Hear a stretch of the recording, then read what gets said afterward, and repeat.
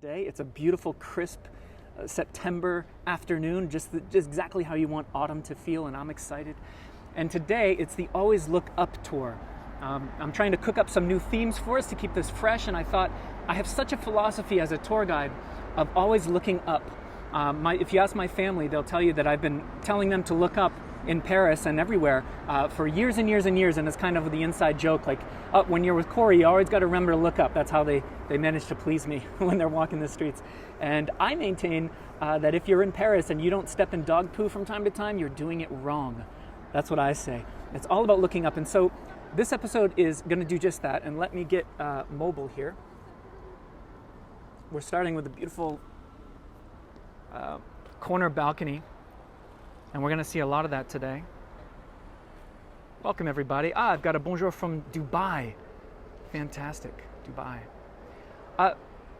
So we've got to always look up in Paris. Clearly, there's a lot happening on the ground floor, but there's a lot that we're missing when we look down, and it's just human nature, I think, to not remember to look up. But that's what we're going to do today. So I'm actually imposing some rules upon myself today. I am only allowed to film up today. You are not going to see the street level. You're not going to see any doors or any shops or any entrances. This is 100% always looking up. And we're in the 7th arrondissement, everybody, for this one. This is a perfect area to do such a thing, to always look up. And let's get started here.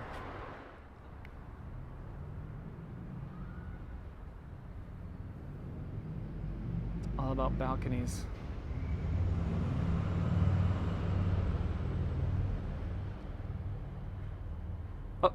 We'll talk about that view in a moment.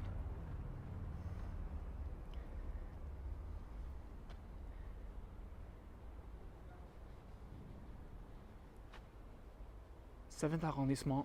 We're clearly, you probably just caught a glimpse of it, we're very close to the Eiffel Tower.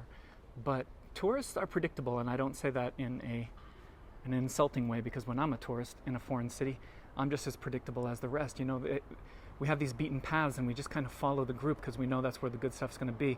But oddly, just a few blocks away from the main drags, you can find stuff like this. And now, I'm not allowing myself to show you any doors today. We're supposed to always look up, but I will show you this decoration. We've got a lovely wooden female head there, and then a male head. Do you remember, and Liz Johnson's asking, are you near Café Constant? Absolutely, we're going to go down that street, the Rue Saint-Dominique.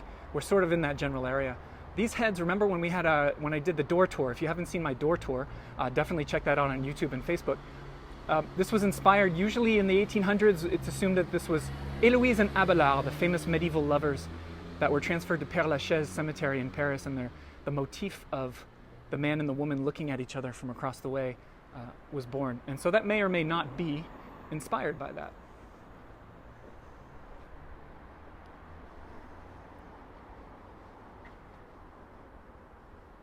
I want to go nice and slow here. Hey, Cheryl Dempsey, first time joining live. Thanks. Appreciate that, Cheryl.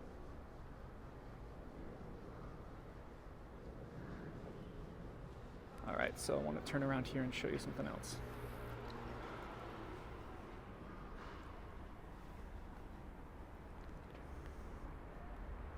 It's the Always Look Up tour, everybody. Welcome.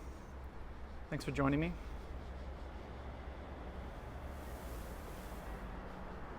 Look at this beauty. I'm on the Rue Edmond Valentin. Edmond Valentin, depending on how you want to pronounce it.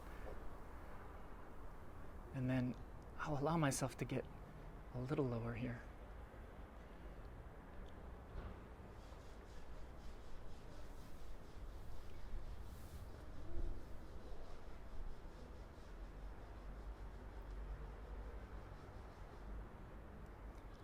Balconies are dynamite. Let me show you a lot of ironwork today. You're going to get your money's worth.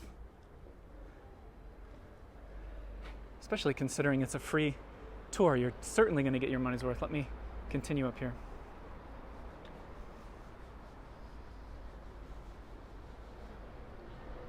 Here we've got what I call sort of bendy balconies. So they've got that bulge, sort of that belly bulge. It's absolutely glorious. I like those awnings up top too. Do you see the black and white awnings that they pop out when there's a bit of sun?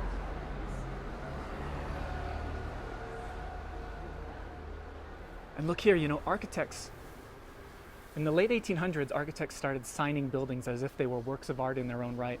And Paris saw buildings as unique masterpieces, and these architects were signing them in fancy ways, just as if, they were a painter signing their canvas. So I hope you can catch a great glimpse of that. This is 1898, but everything that we've seen so far on this street is 1897. So that was clearly one of the glory days of architecture here and building in this 7th arrondissement.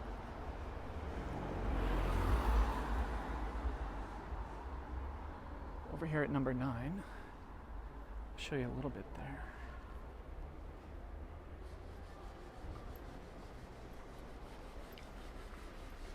If you look up there, there's a hidden sort of lion face. Beautiful. Yesenia says they're masterpieces. Yeah, that's the thing. These are like the sprinkles on your ice cream that you can take for granted if you're not careful. And sorry if the video is a little shaky. There's actually quite a bit of wind that hopefully you can't hear the wind. But it's a rather blustery day. I'm doing my best to keep this steady for you.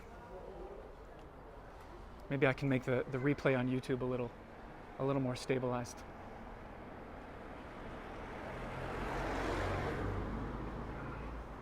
These supporters of the balconies are known as consoles, these sort of rather S-shaped structures that hold them up. And those consoles are really where a lot of the magic happens. Now, if you're not familiar, sometimes people ask, how can I get a unique view of the Eiffel Tower? Well, how about this right here? When I first saw this, I said to myself, why in this residential district is there all of a sudden a beautiful clock tower popping up out of nowhere? And I found out, actually, it used to be the former administrative offices of the Grand Magasin du Louvre. There was a large department store just next to the Louvre, where today the Hôtel du Louvre is, on the ground floor of that hotel. Those of you who know Paris, you know that Place Colette, where there are the colorful blown glass metro station motifs. So that's where the department store was, and this was the administrative offices. And so, sort of as a symbol of the success, they built this beautiful clock tower, and it's tucked away in that courtyard. Then when the apartment building was installed, they gutted it out. They didn't need the tower anymore. They actually used it as a water reservoir to feed water, gravity feed water to all of those apartments. And then in the 1980s, purchased by a Swiss architect. And I gotta show you, the architect lives in there now. You know I like to share photos with y'all. The architect, since the 80s, has redone the interiors and lives in this freaking clock tower. So there's what we can assume is her living room, right? But then I got to share something else with you too. Her views from that place, man, she has absolutely, talk about a dream home. I got to show you what, on one side, she's got this view. Les Invalides, La Tour Montparnasse, all the rooftops of the city. But then check this out. Sorry, these aren't photos that I took. I got these off the website. You can find the credits. Look at that. She's got the view through the clock face. Tell me that isn't an absolute dream home. Imagine that. So kudos to her. I believe her name is Monica Donati, and she's a Swiss architect. The architects always have the best homes, don't they? If you're a Patreon subscriber and you are helping with your pledge to support me month after month, support this project, I will be sharing with you soon on my Patreon page a way to see that tower up close. Not the insides, because unless we know the architect, I don't think she's going to let us into her home, but you can get into the courtyard there, and I'll let you know where exactly that is. So let's go down another street here. That's one of the perks I like to give my Patreon members for helping to support me. Speaking of Les Invalides, can you make that out? We've got a little bonus view. Oh, I'm not allowed to show you the street. I got to be careful. But right in the center, in the middle there, you'll see the golden dome of Les Invalides. Another thing my patrons are going to get which is quite what I often do, is a tour extension, an extended version of this tour that at some point I'll switch from a public broadcast to a private one in our Facebook group. So stay tuned for that if you're already a patron. If you want to become one, the link is in the description of this replay, and you can get all kinds of rewards and extra content. We got a nice ram motif. I happen to be an Aries, so I'm always feeling the ram vibe. Another one over there. Hey, Dreama Perry's here. Check out Dreama Perry for her amazing online art courses. She's a fabulous painter, and I was part of one of her projects recently where it's like an online painting course, but also a travel experience and beautiful videos. And Dreama does a great job, and she actually paints along with you, and you can learn how to really capture these beautiful places like Italy and Paris. So check out Dreama Perry, Dreama Toll Perry. It's called Postcards from Paris if you want to check out the course that I'm part of. So hi Dreama, thank you. Little shout out for you. This place here, I can't show you the cafe, but I can show you the sign, because again, I'm not allowing myself to show the ground floor today. It's the Always Look Up tour. This place is called Le Cairn. A cairn is a man-made pile of stones. Goes back to like prehistoric times, but nowadays we use them on hiking trails and the tops of mountains and whatnot, and build a little pyramid of stones. They get their coffee from Lomi, which is a local Parisian roaster, and man, the coffee's fantastic. So remember, Cairn.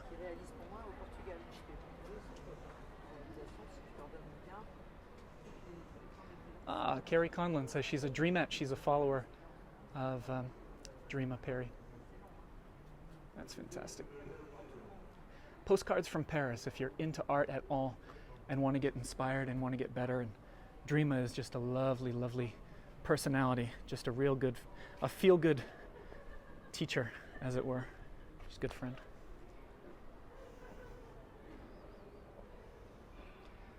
We're on a street called Dupont des Loges. So go to Cairn Coffee, and then as you walk down the street, don't forget to admire all of this beauty. There's some more consoles. I'm going to back up here, actually, because I want to...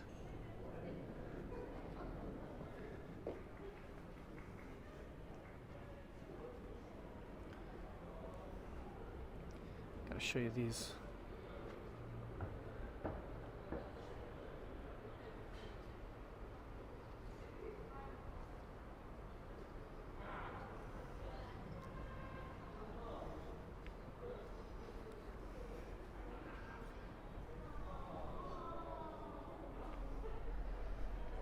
Crazy good.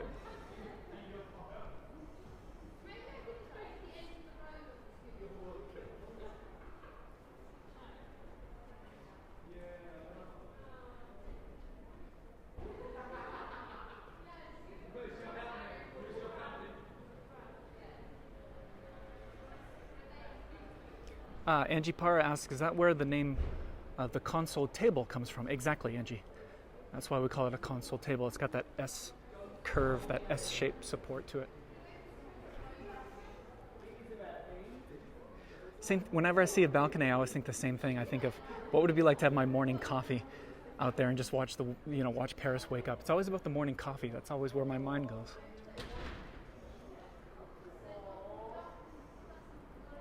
It's endless here in the 7th arrondissement. All of the flourishes here. Each architect trying to outdo the last.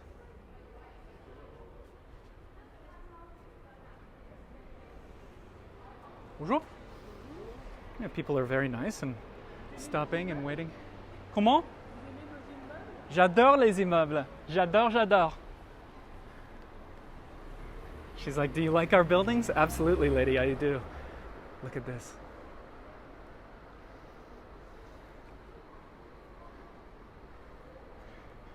You know, there's liking buildings and then there's liking buildings, and I think I've taken it to a whole other level, especially when they see me come down with my equipment and my rig.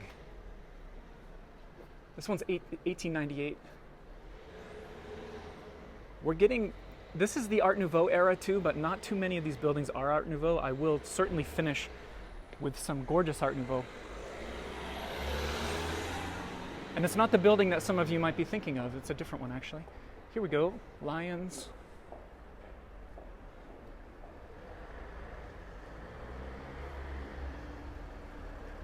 And back up.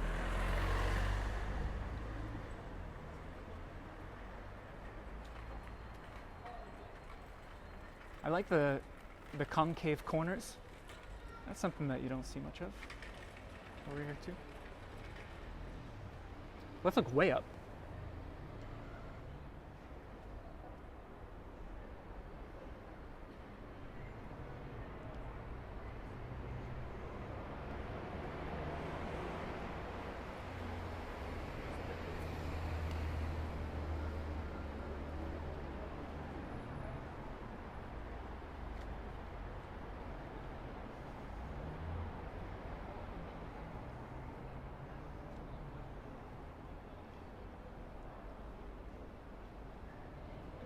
And that door.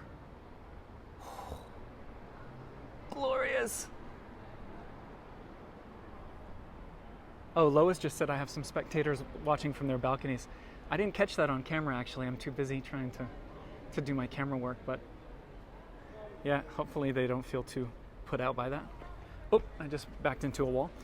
This, again, this is a zoom lens, so I can't really give you the overall view, but take my word for it, there are actually 5 different types of iron railing motifs. I've counted them, 5 different unique designs, variations. What a great example of what I love about Paris, how they're going further than they had to. They could have gotten away with just 2 or 3 designs, and honestly, nobody really would have noticed. But the architects and the sculptors, same with the churches, right?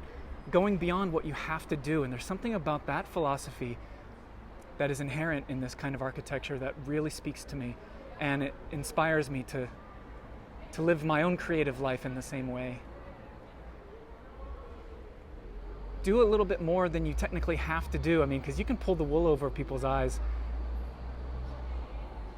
Sometimes they won't notice, and you can fudge it as a creative person. But boy, it all comes out in the wash, and eventually stuff like this, so inspiring, because there are 5 or 6, actually, if you count this balustrade here, 6 different balcony designs.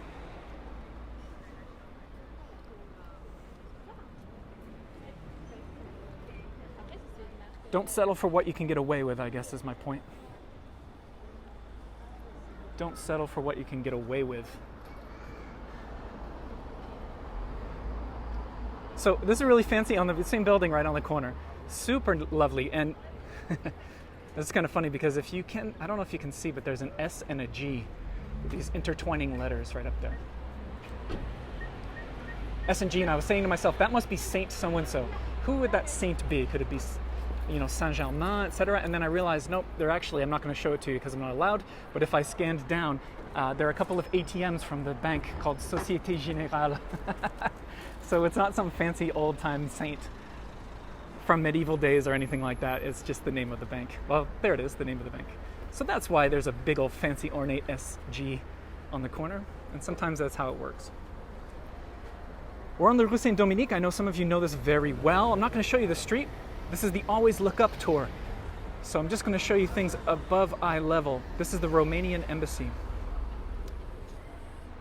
Beautiful doors, they're really nice door knocker. And really beautiful palace inside, apparently. The famous French composer Frye played his uber-famous Requiem there, apparently. Came and conducted an orchestra playing that. Frye's Requiem is one of the most lovely pieces of classical music. I recommend you check that out if you're not familiar. Faure is the name of the composer. So the Rue Saint-Dominique.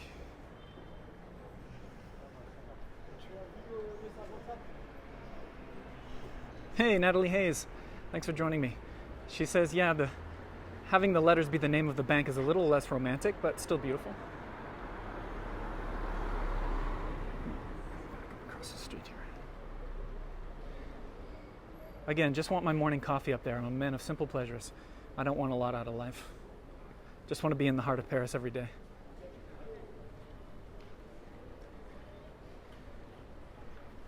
now we're coming up on a place that some of you know well. It's a fountain called the Fontaine de Mars, the Fountain of Mars, Roman god of war, Mars. Makes sense in this area because when the Romans conquered Paris in 52 BC, there was a big old battle on the Champ de Mars next to the Eiffel Tower, not far from us. And so, of course, the Romans named this whole neighborhood after their god of war. So what's happening here at the fountain, and there are arcades all around with great eateries. He's looking admittedly, very scantily clad. I mean, they're scantily clad and then they're scantily clad. This is actually he's got a weapon, right? A sword. And part of the leather sheath or the belt of his sword wraps around his shoulder and comes down just enough to cover that business. So what's going on here? This is another goddess, actually, by the name of Hygeia. And Hygeia is where the name or the word hygiene comes from, I should say. So she was the goddess of cleanliness and health. She is offering the god of war, Mars, some kind of invigorating drink.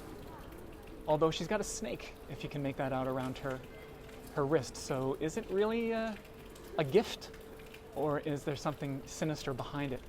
Also, I gotta pan down. This is such a lovely piece. There's a rooster there. The rooster is always a classic symbol of France. So why did they put that there? Is it sort of meant to represent Mars defeating the rooster? Defeating France? Or is the rooster coming as did they slip it in there like, hey, don't forget about us, the French, because clearly they made this statue. I don't know, I just think that's funny. First, the ambiguity of she's offering him a drink, but there's a snake around her arm. And then, don't forget about France, here's the cocky little rooster, maybe coming to, peck at his kneecaps or something. I get a kick out of that. The sculptor who did this, I want to share another image with you. He also did something called Suzanne Surprised at the Bath. It's at the Louvre. I believe it's in the Richelieu wing. And it's in marble, really lovely, from the 1800s. Same artist. His name was Beauvallet. What a reminder that it wasn't just the second-rate sort of street sculptors for the fountains. These are the same guys who have masterpieces in the Louvre.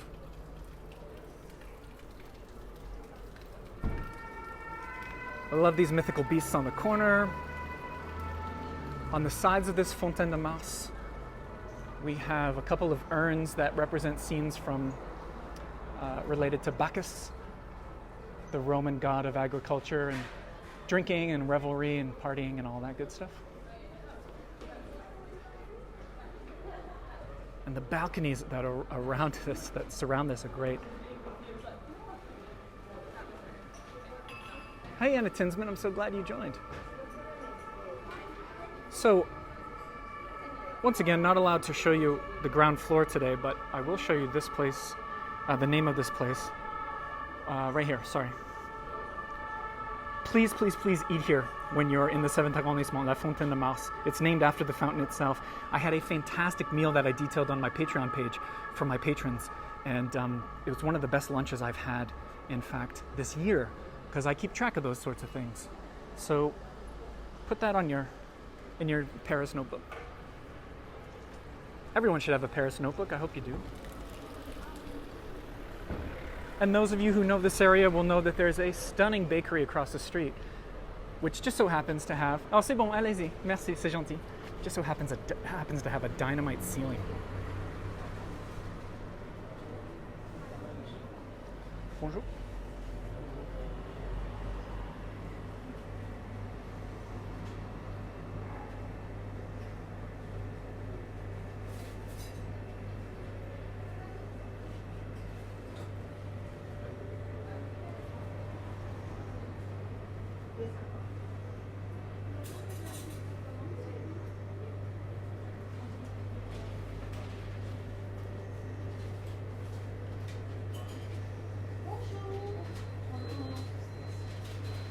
Bonjour, merci.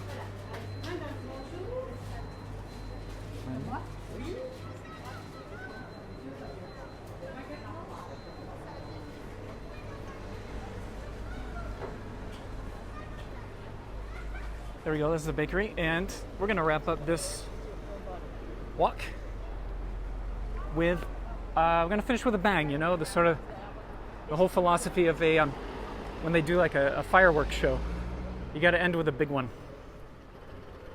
We're coming on to the Rue Cédillo is the name of this. And here we've got some exquisite, always look up material. Let me start by getting on the opposite side of the street.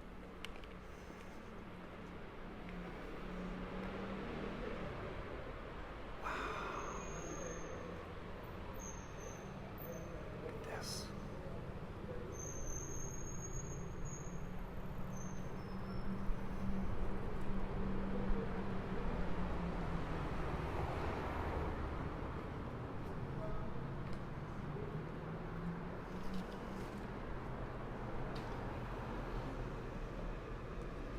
Meditation.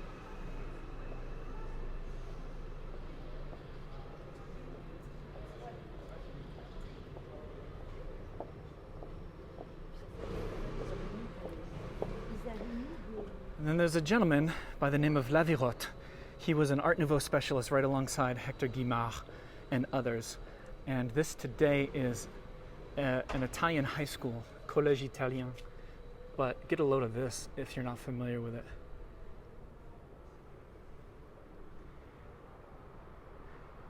Pure Art Nouveau exuberance here.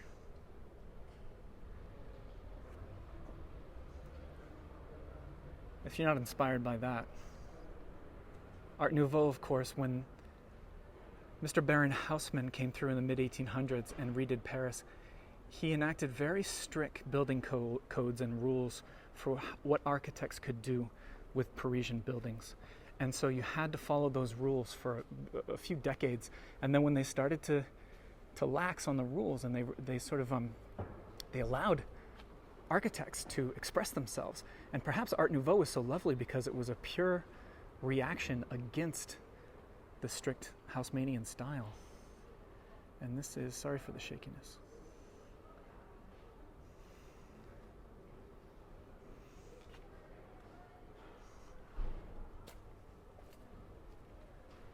This is 1899. Trust me, the door's nice too. Now there's a very famous building by this same architect, a couple of them on the Avenue Rapp.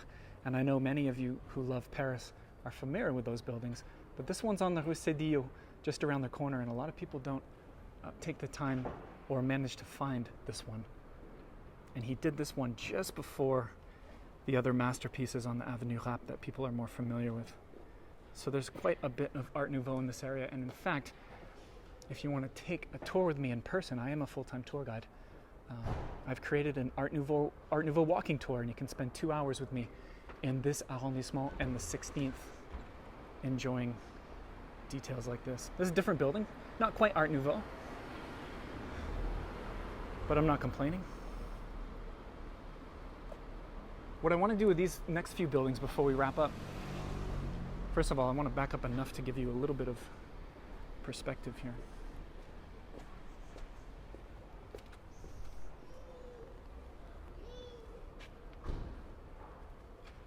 Look at that.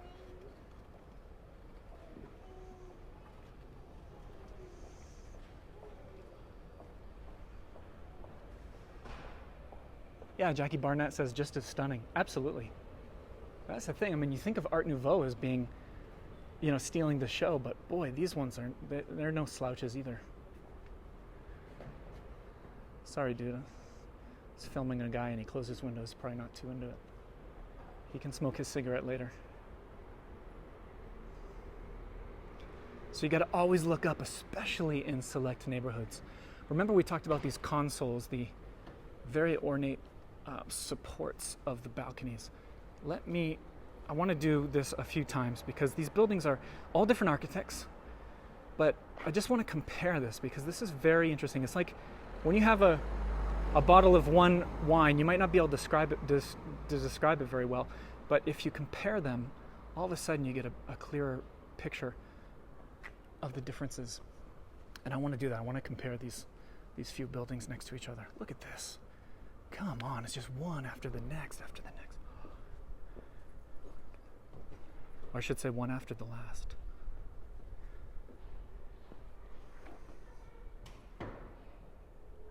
I'm pulling like a ninja pose in the middle of the street right now.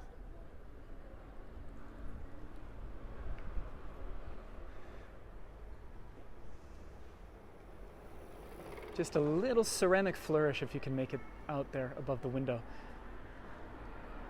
And then here's another comparison.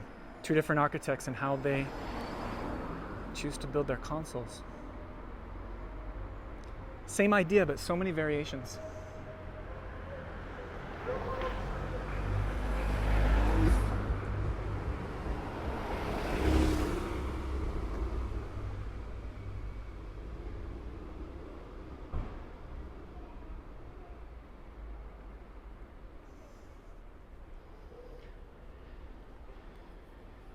Okay, so that is going to do it for the public version of this walk.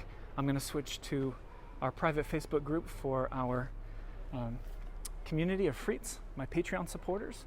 Let me flip this for a minute. That's me. Thanks, everybody.